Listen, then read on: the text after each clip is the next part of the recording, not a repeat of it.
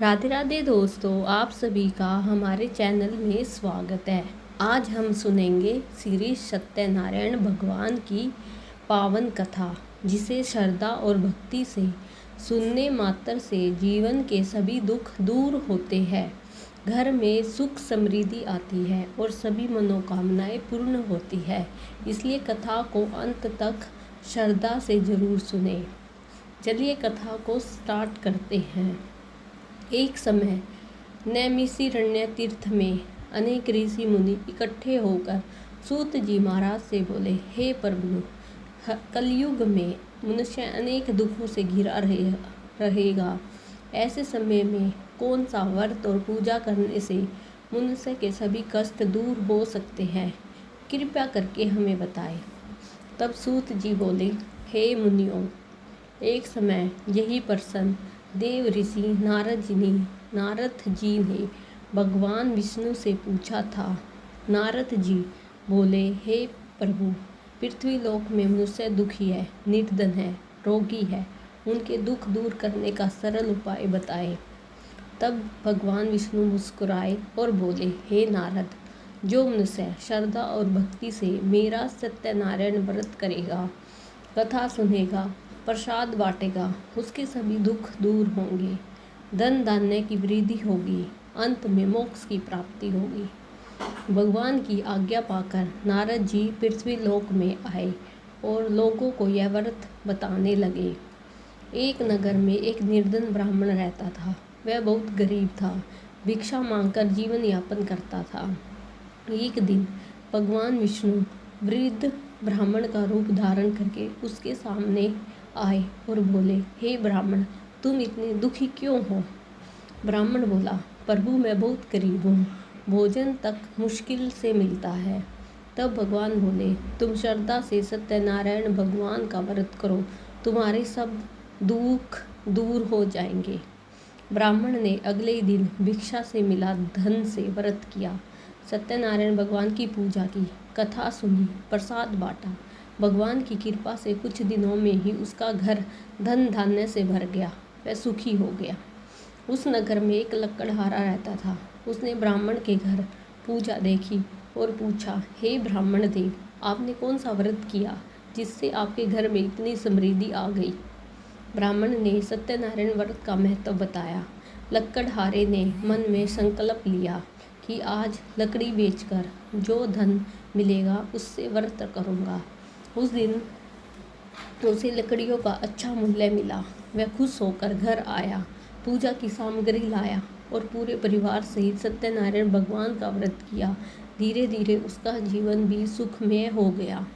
कुछ समय बाद एक नगर में एक साधु नाम का एक व्यापारी रहता था। उसके पास बहुत धन था, परंतु संतान नहीं थी। उसने अपनी पत्नी लीलावती के साथ भगवान से प्रार्थना की। तभी किसी ने उन्हें सत्यनारायण व्रत करने को कहा।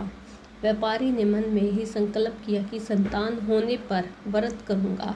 कुछ समय बाद उसके घर एक सुंदर कन्या ने जन्म लिया, जिसका नाम कलावती रखा गया। समय बीतता गया, कन्या बड़ी हो गई। व्यापारी व्रत करना भूल गया। जब कन्या का विवाह हुआ तब व्यापारी अपने दामाद के साथ व्यापार करने समुद्र पार गया। वहाँ राजा ने किसी चोरी के संदेह में व्यापारी और उसके दामाद को बंदी बना लिया। इधर घर में धन धान्य संपत्ति नष्ट हो गई।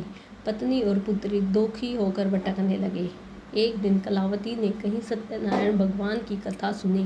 वह घर आई और माता को सब बताया। दोनों ने श्रद्धा से व्रत किया। भगवान की कृपा से राजा को सपना हुआ कि व्यापारी निर्दोष है। उसने तुरंत व्यापारी और दामाद को मुक्त कर दिया, धन देकर विदा किया। तब व्यापारी लौट रहा था। मार्ग में भगवान ने साधु का रूप धारण करके पूछा, हे व्यापारी, नाव में क्या है? व्यापारी ने अहंकार में कहा, इसमें तो केवल पत्ते और घास है। भगवान बोले, तथास्तु। जब व्यापारी ने नाव देखी तो सारा धन वास्तव में पत्तों और घास में बदल चुका था। व्यापारी बहुत दुखी हुआ। उसने भगवान से क्षमा मांगी। भगवान खुश हुए, सारा धन वापस मिल गया। घर पहुंचने पर कलावती प्रसाद के लिए बिना पति से मिलने दौड़ पड़ी। इससे भगवान अप्रसन्न हुए और उसका पति अदृश्य हो गया। वह रोने लगी। तब आकाशवाणी हुई, पहले प्रसाद ग्रहण करो, फिर पति मिलेगा। कलावती ने प्रसाद ग्रहण किया। उसका पति पुनः मिल गया। पूरे परिवार ने मिलकर श्रद्धा से सत्यनारायण भगवान का व्रत किया और सुखपूर्व जीवन बिताया। इसके बाद राजा तुंगध्वज शिकार खेलने गए। उसने देखा कि कुछ लोग सत्यनारायण भगवान की पूजा कर रहे थे। उसने अहंकार में पूजा का अनादर किया, प्रसाद नहीं लिया। परिमाण स्वरूप उसका राज्य, धन और पुत्र सब नष्ट हो गए। राजा को अपनी भूल का ज्ञान हुआ। उसने भगवान से क्षमा मांगी, श्रद्धा से व्रत किया, प्रसाद ग्रहण किया।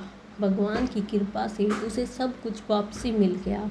हे भक्तों, इस प्रकार जो भी मनुष्य श्रद्धा, विश्वास और सच्चे मन से सत्यनारायण भगवान की कथा सुनता है, व्रत करता है, प्रसाद ग्रहण करता है, उसके जीवन के संकट दूर होते हैं, घर में सुख समृद्धि आती है, मनोकामनाएं पूर्ण होती है।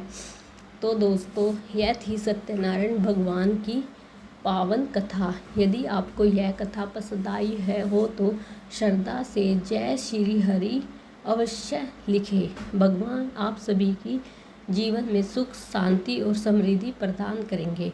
कथा सुनने के लिए आप सबका बहुत बहुत धन्यवाद। अगर आपको मेरी ये कथा पसंद आई है तो वीडियो को लाइक करें, चैनल को सब्सक्राइब करना ना भूलें। राधे राधे दोस्तों।